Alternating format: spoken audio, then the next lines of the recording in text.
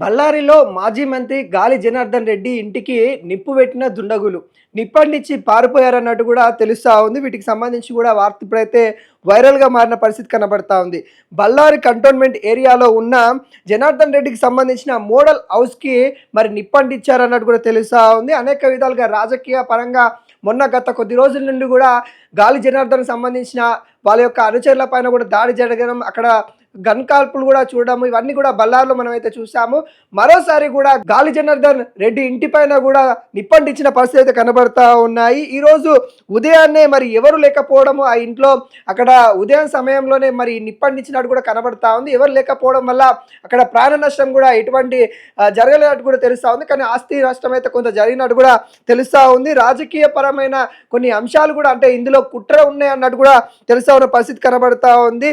Ballari Congress party MLA Nara Bharat Reddy మరి వాళ్ళకి సంబంధించిన అనుచరులే చేశారన్నట్టు కూడా అనుమానం అయితే రేకెత్తిస్తూ ఉన్న పరిస్థితి కనబడతా ఉంది. ఎందుకంటే మొన్న ఏదైతే ఫ్లెక్సీకి సంబంధించిన వివాదంలో కూడా మరి ఏదైతే ఈ గాలి జనార్దన్ రెడ్డికును ఈ భరత్ కుమార్కి సంబంధించిన వాళ్ళిద్దరి మధ్య కొంత ఘర్షణ అయితే రావడం అయితే జరిగింది. ఆ ఘర్షణ పాత కక్షల వల్లనే మరి ఈరోజు చేసినట్టు కూడా కనబడతా ఉంది. ఏదైతే జనవరి 1వ తారీఖున మన ఫ్లెక్సీలకు సంబంధించిన వివాదం రావడం, అక్కడ గన్ కాల్పులు జరగడం మనం అవి కూడా చూసాము.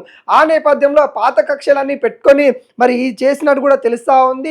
ఏదైతే బళ్ళారిలో ఒక్కసారి రాజకీయంగా కొంత వింత ఘటనలు అయితే కనిపిస్తున్న పరిస్థితి కనబడతా ఉంది. దాడులు చేసుకోవడం, గన్ కాల్పులు చేయడము, ఇప్పుడు స్వయంగా ఇంటి పైనే మరి నిప్పంటించిన వెళ్ళిపోయిన పరిస్థితి కనబడతా ఉంది. వీటిపైన కూడా పోలీసు వాళ్ళు అయితే దర్యాప్తు అయితే చేపడతా ఉన్నారు. ఎవరున్నా కానీ ఖచ్చితంగా వాళ్ళకి శిక్ష పడే విధంగా చర్యలు తీసుకుంటామన్నట్టు కూడా చెప్తున్న పరిస్థితి కనబడతా ఉంది.